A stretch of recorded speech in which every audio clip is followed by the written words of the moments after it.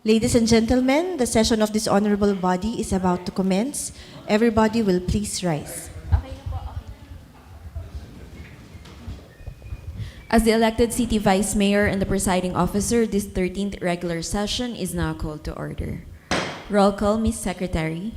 The members of the Sangguniang Panlungsod, the Honorable Morada, Angeles, Toledo, Gozos II, Ronquillo, Manalo, Lina III, Silva, Rocafort, Umali, Macala, Loho, Recto, Macala, and the presiding officer, the Honorable Camille Angeline M. Lopez. Do we have a quorum? We have a quorum. May I request the Honorable Mike Lina for the leading of the invocation and the singing of the national anthem.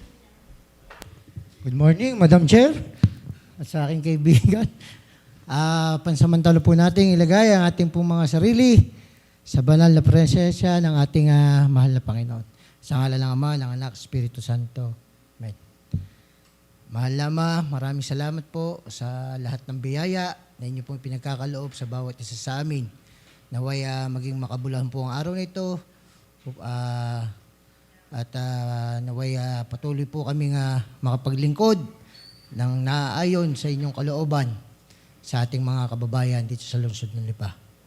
Ang lahat ng ito ay tinataas po natin sa mahal na Panginoon at sabi niya sa mahal na ina na si Maria. Sa ngalan ng Ama, ng Anak, Espiritu Santo. Amen. Ilagay po natin ang ating kanang kamay sa kaliwang bahagi ng ating dibdib at sabay-sabay po tayong kumanta, sumabay sa awit ng pambansang awit.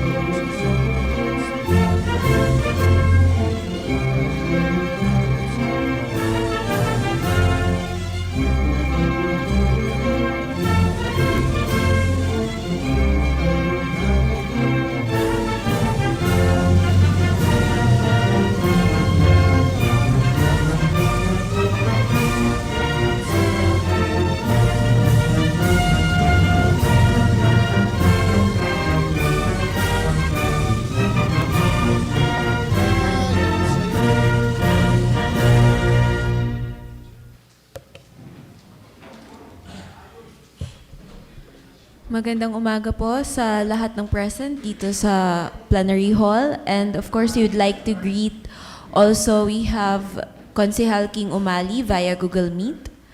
So, Privileged Attorney Gali Angeles, you are recognized.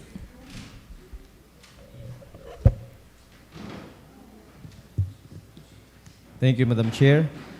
My privilege speech is about the recent compulsory retirement of our City Treasurer, Mr. Godofredo Doroteo Rosales. Mr. Doroteo Rosales. In the interest of the continuance of the services of the opposite... Go ahead, Attorney. Thank you. In the interest of the continuous operation of the City Treasurer's Office, since there is a vacancy now in the office of the department, there is a need to continue the function of the office of the City Treasurer, especially when it comes to signing of all documents, disbursement vouchers, checks on behalf of the city, and such other documents needed for the function of the said office. In view of that, I respectfully move that we pass a resolution authorizing temporarily our Assistant City Treasurer, Judy M. Macasaet, to sign all pertinent documents, disbursement vouchers, and checks on behalf of the city government of Lipa until the appointment of a new city treasurer. Madam Chair. Any second to the motion? Duly seconded by Honorable Silva, Toledo, Loho, Morada, Lina. Discussion, objection, hearing none, the motion is hereby approved. Thank you, Madam Chair. Thank you.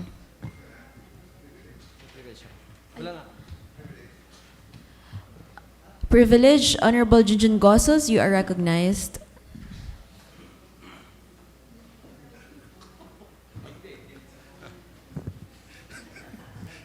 Madam Chair, may nasa akin lamang po yung request po ng mga iba't iba pong negosyante dito sa atin sa lungsod ng Lipa.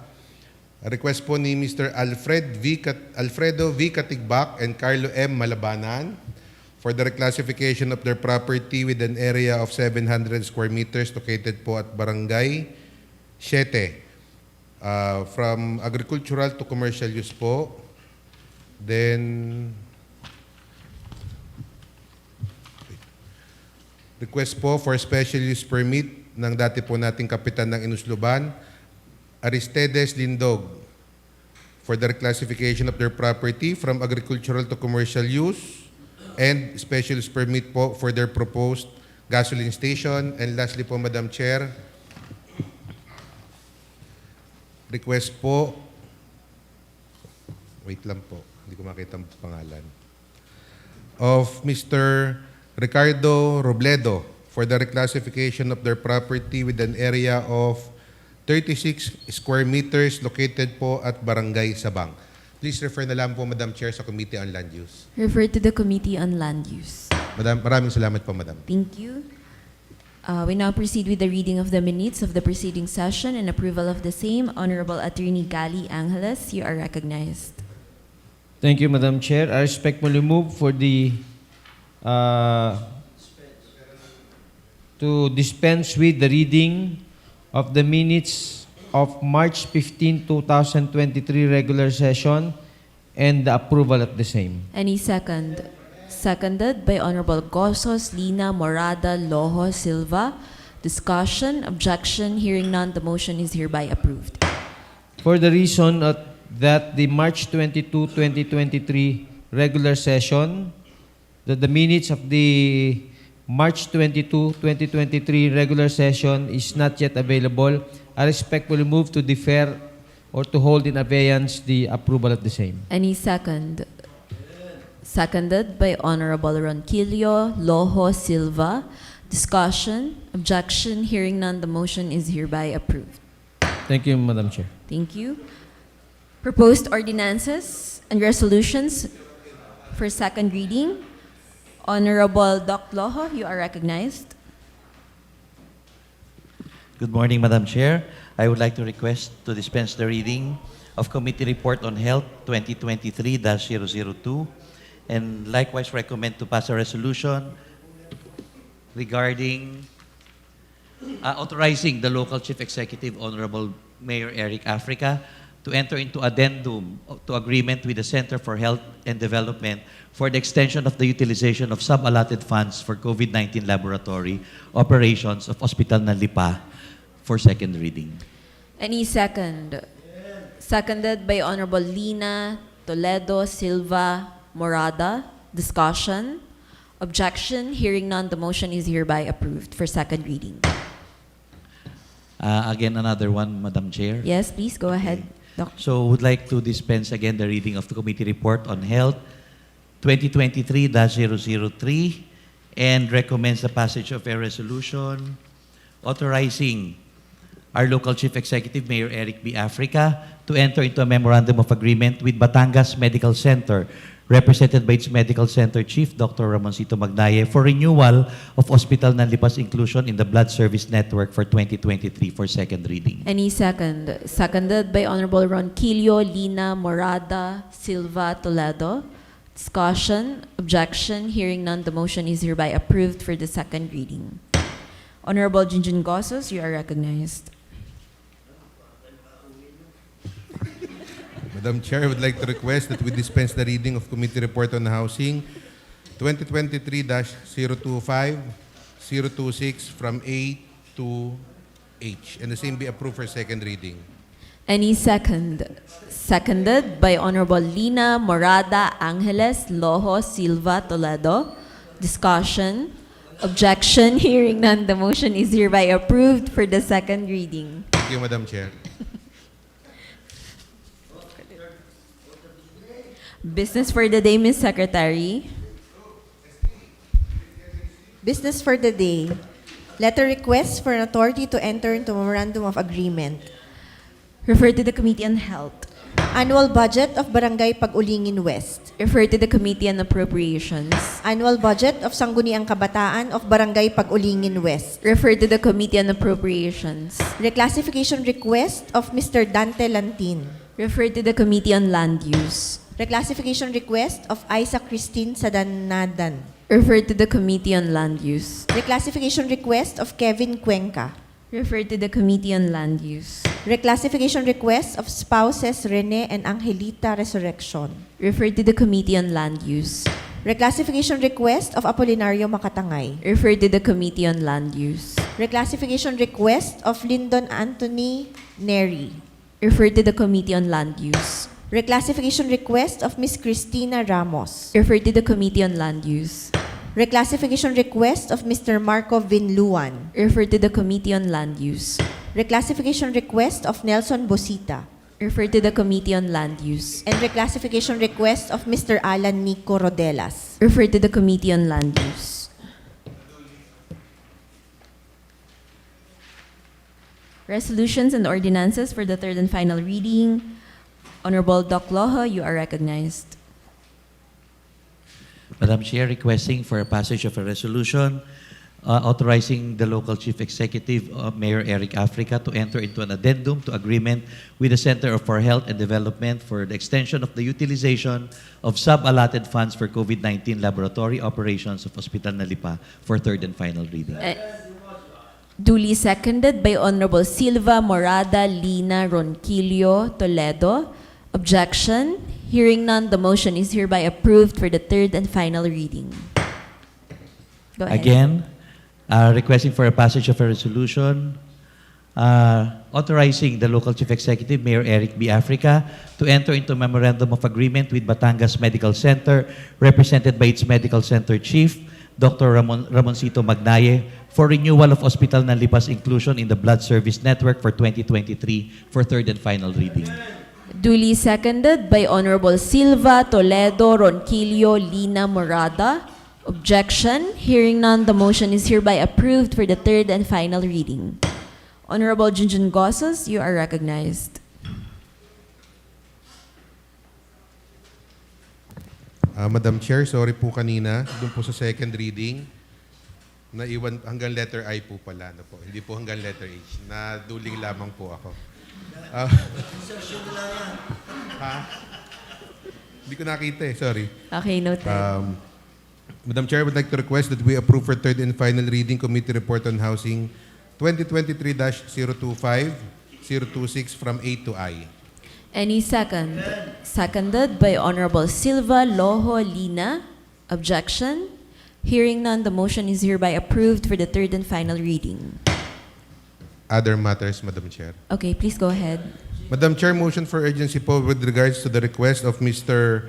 Ricardo Robledo for the reclassification of their property from agricultural to commercial use with an area of 36 square meters located at Barangay Sabang, and reclassification request of Mr. Alfredo V. Katigbak and Carlo M. Malabanan for the reclassification of their property with an area of 700 square meters located at Barangay 7. Motion for urgency, Madam Chair. Any second? Duly seconded by the honorable members of the august body. Discussion? Objection? Hearing none, the motion is hereby approved for urgency. Madam Chair, I would like to request an ordinance reclassifying the property of Mr. Alfredo V. Katigbak and Carlo M. Malabanan from agricultural to commercial use with an area of 700 square meters located at Barangay 7, and the same be excused from the three reading principle and approved for third and final reading. Jointly moved by Honorable Asins. Morada. Kasins, Malabanan. Duly seconded by Honorable Silva, Loho, Lina. Objection? Hearing none, the motion is hereby approved for the third and final reading. And lastly, Madam Chair, I would like to request an ordinance reclassifying the property of Mr. Ricardo Robledo with an area of 36 square meters located at Barangay Sabang, and the same be excused from the three reading principle and approved for third and final reading. Jointly moved by Honorable Silva, Loho, Morada, Lina. Seconded by Honorable Toledo, Macala. Objection? Hearing none, the motion is hereby approved for the third and final reading. Thank you, Madam Chair. Thank you.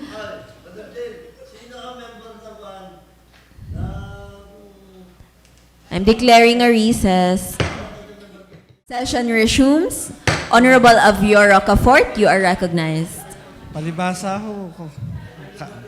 Kakandidato tong mga to. Silence, please. Kaya masisipag pa ang mga yan. Hi. Madam Chair, please consider as urgent the annual budget of Barangay Pag-Ulingin West. Any second? Duly seconded by the honorable members of the august body. Discussion, objection, hearing none, the motion is hereby approved for urgency. Oh, I saw your opponent in the 2025 election.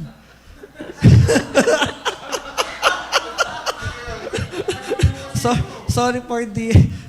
Anyway, Madam Chair, I move that we pass a resolution approving the annual budget of Barangay Pag-Ulingin West amounting to 3,568,648. The same be considered as approved for third and final reading and exam of the three reading principle. Jointly moved by Honorable Ronquillo, Angeles, Gozos, Lina, Morada, Loho, Manalo, Silva. Seconded by Honorable Toledo, Macala. Objection? Hearing none, the motion is hereby approved for the third and final reading. Madam Chair, now you know.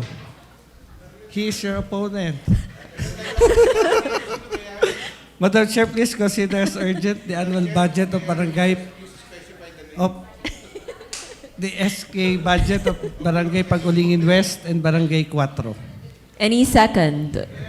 Duly seconded by the honorable members of the august body. Discussion, objection. Hearing none, the motion is hereby approved for urgency.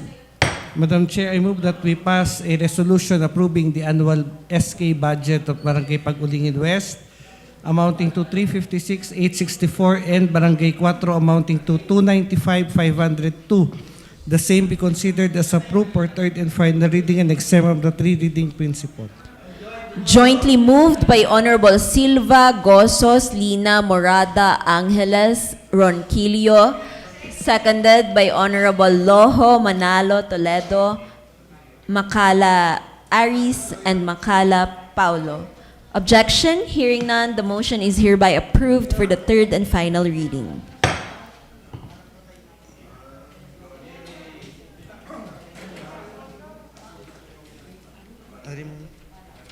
Madam Chair, a letter was sent to me by the City Public Order and Safety, and I would like to read the content of the letter. This is to respectfully request for the crafting of clamping ordinance in the City of Lipa to address the aggregate practice of illegal parking.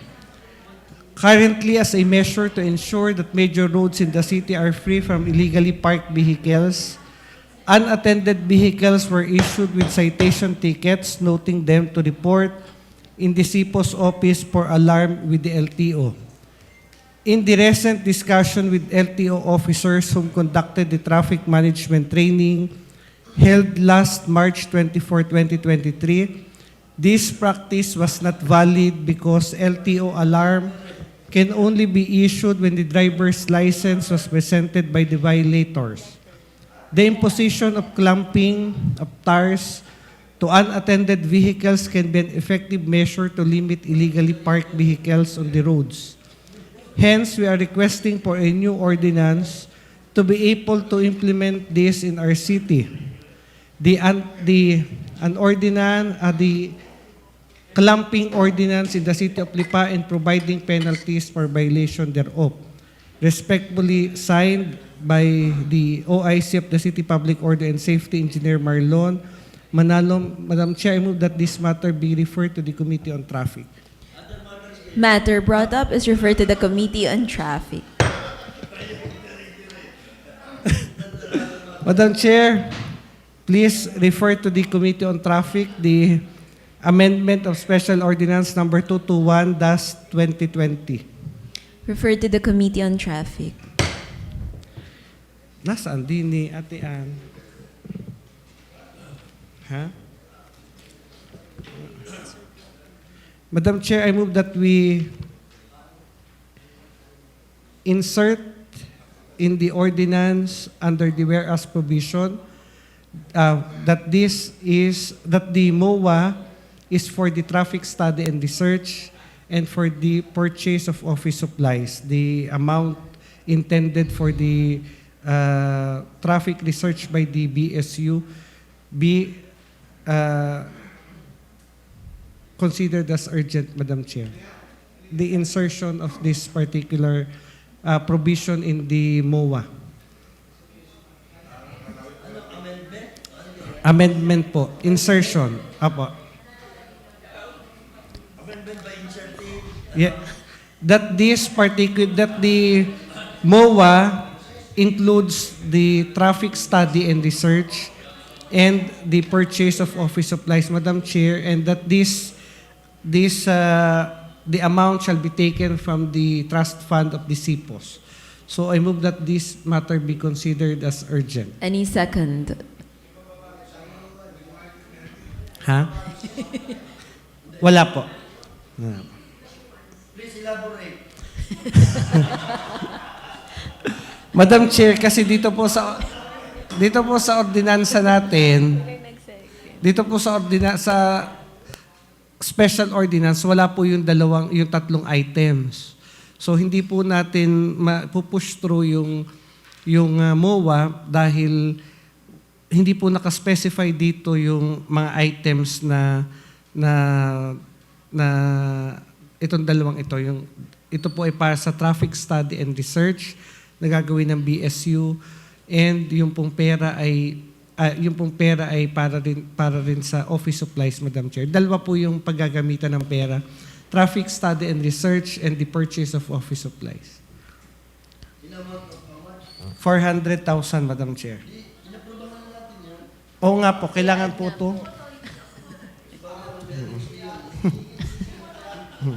I-add daw po.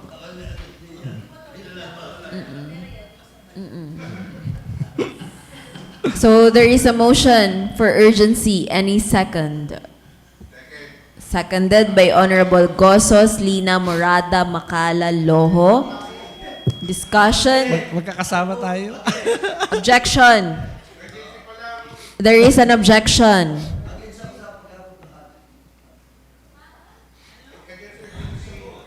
Urgency pa lang po ito. Against ka sa urgency?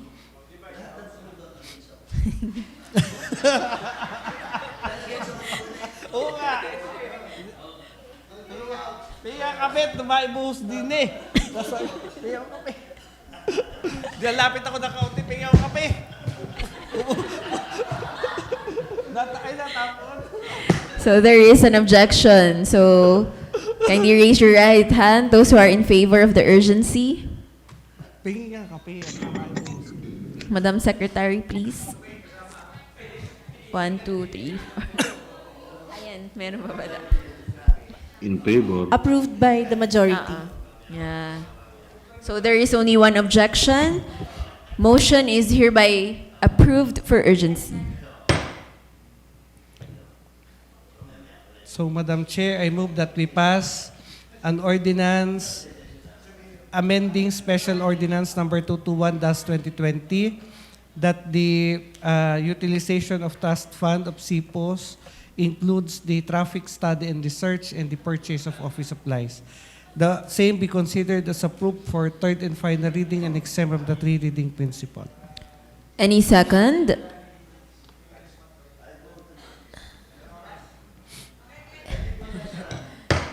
There is a pending motion po for the third and final reading. Any second? Second. Duly seconded by Honorable Gozos, Lina, Aris Macala, Toledo. Dadala ulit ako. Objection? Okay. We have one objection. Ano siya? Approved. Duly seconded as well by Honorable King Umali. With one objection, motion is hereby approved for the third and final reading. Go ahead. Good morning, Madam Chair. I respectfully move for the urgency of a resolution authorizing Assistant City Treasurer for Administration Judy M. Macasaet to sign all pertinent documents, disbursement vouchers, and checks on behalf of the City Government of Lipa until appointment of the new City Treasurer for urgency. Any second? Duly seconded by the honorable members of the august body. Discussion? Hanggang may ma-appoint Honorable lang na, Avior, seconded ka po? Or discussion? Acting. Hindi pa naman siya acting. Hindi siya acting. Assistant City Treasurer lang. Signatory lang sa mga documents. Do you have any questions, Honorable Avior? None? Tinuturo mo na naman si Abby. Parang gusto mo na namang... Discussion? Honorable Avior Acafort, you are recognized.